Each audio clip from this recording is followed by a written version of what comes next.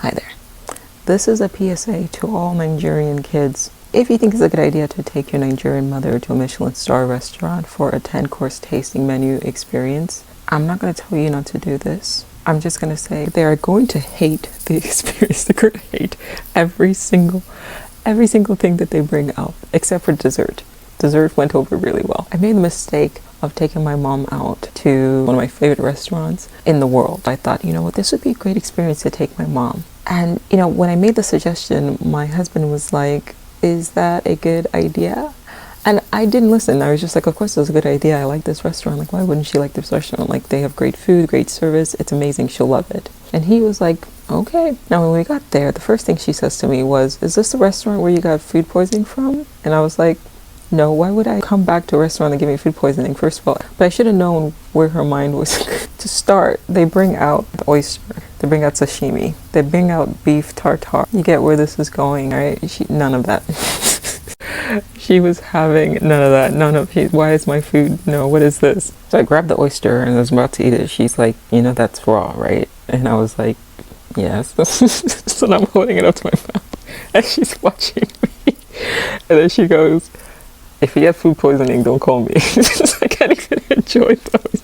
Halfway through the dinner, we had to stop the experience. And I said to the waiter, the maitre d' actually, and I was like, listen, can we maybe make it so that she doesn't have any more raw foods because she's not going to eat? And a maitre d', thankfully, was Filipino. So, like, I think in his mind, he was thinking, like, yeah, I probably wouldn't have brought my mom here. So he, like, immediately was like, okay, let's just try to get her through this. So he asked her, like, how do you feel about caviar? She was like, what's caviar? He was like, fish eggs. She was like, fish eyes? He said, no, fish eggs. She said, no, thank you.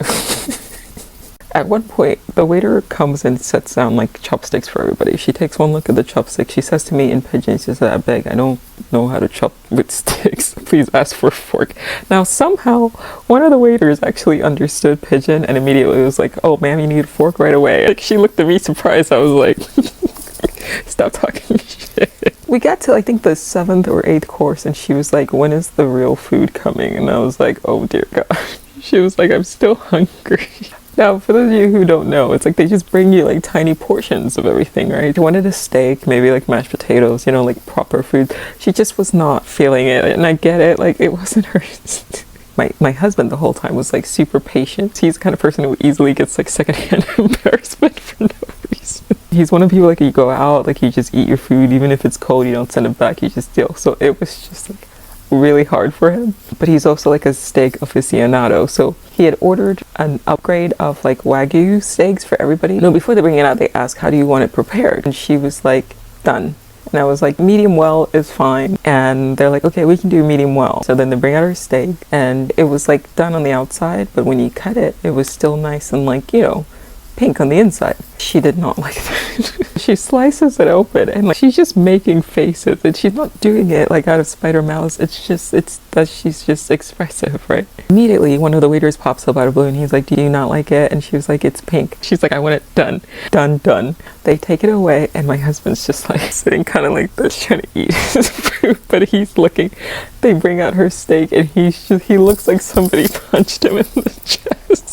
So she slices hers up, takes a bite out of it, and she says to me, it's kind of oily. It's not oily, it's fatty, that's the point of it, but it's not supposed to be prepared at that level.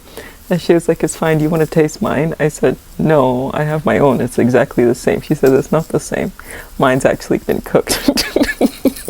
She complains that they have held us hostage for 3 hours.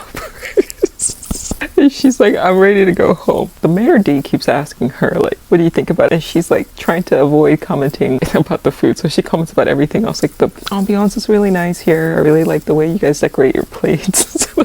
Everything except for the food. The final sentence as we got up to leave was like, when I get home, I'm going to have some meat pie. So yeah, that was my experience. I'm leaving some other stuff out just because it's like, this is a really long video, but it was hilarious. Not quite the experience I was going for, but I want to say that I did have a great time. I mean, I love my mom. She's a great sport. She's hilarious and she's very honest and she's not gonna bullshit. So it was a great experience in that regard. But just be prepared if that's something that you're thinking of taking your parents to. Maybe don't, and just take them to like a good old-fashioned steakhouse instead, because